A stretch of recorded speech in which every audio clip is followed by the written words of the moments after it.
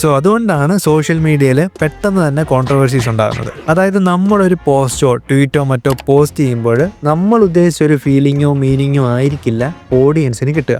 ഓരോരുത്തരും അതിനെ അവരവരുടേതായിട്ടുള്ള രീതിയിലായിരിക്കും ഇന്റർപ്രറ്റ് ചെയ്യുക. ഇവിടെ ഇതിന്റെ ഓണർ നമ്മളാണെങ്കിലും ഇതിന്റെ മീനിങ് തീരുമാനിക്കുന്നത് ഓഡിയൻസ് ആണ്.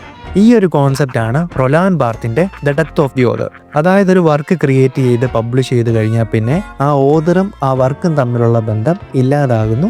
The author is dead. ഇനി ഇതിന്റെ മീനിങ് തീരുമാനിക്കുക ഓഡിയൻസ് ആയിരിക്കും. ഇനി സോഷ്യോളജിക്കൽ പെർസ്പെക്റ്റീവിൽ നിന്ന് നോക്കുകയാണെങ്കിൽ നമുക്കിവിടെ സിംബോളിക് ഇന്ററാക്ഷൻ കാണാനായിട്ട് പറ്റും. അതായത് ഒരു കാര്യത്തിന് സ്വന്തമായിട്ട് അർത്ഥമൊന്നുമില്ല, പകരം ഓരോ ഇൻഡിവിജ്വൽസും അവരുടെ സോഷ്യൽ ഇന്ററാക്ഷനിലൂടെയും എക്സ്പീരിയൻസിലൂടെയും അതിനെ പല രീതിക്കാണ് വായിച്ചെടുക്കുന്നത്. ഇവിടെ നമ്മളിപ്പോൾ ഒരു പോസ്റ്റോ ഫോട്ടോയോ മീമോ എന്തെങ്കിലുമൊക്കെ സോഷ്യൽ മീഡിയയിൽ പോസ്റ്റ് ചെയ്യുമ്പോൾ അതൊരു സിമ്പിളായിട്ടാണ് മാറുന്നത്. ആൻഡ് ഈ ഒരു സിമ്പിളിനെ കമന്റിലൂടെയും റിയാക്ഷനിലൂടെയും ട്രോളിലൂടെയൊക്കെ ഓഡിയൻസ് പല രീതിയിൽ മീനിങ് കണ്ടെത്തുന്നു.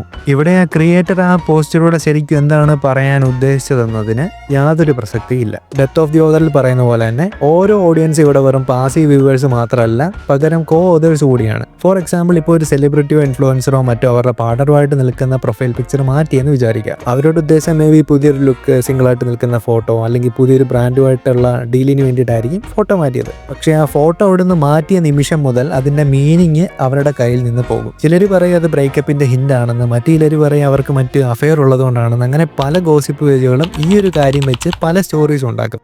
ഇവിടെ അവർ മനസ്സിൽ പോലും വിചാരിക്കാത്ത കാര്യമായിരിക്കണം ഓഡിയൻസ് പറയുന്നത്. ഇതെന്താണെന്ന് നിങ്ങൾ വിശദീകരിക്കുന്നതിന് മുമ്പ് തന്നെ ആളുകൾ പറഞ്ഞുണ്ടാക്കിയ പുതിയ അർത്ഥം ഒരു സത്യമായിട്ട് മാറിക്കഴിഞ്ഞേക്കും. ചുരുക്കി പറഞ്ഞാൽ ഈ ഒരു ഡിജിറ്റൽ ലോകത്ത് ഓതർഷിപ്പ് എന്ന് പറയുന്ന ഒരു കോൺസെപ്റ്റ് ഇല്ലാതായിക്കൊണ്ടിരിക്കുന്നു.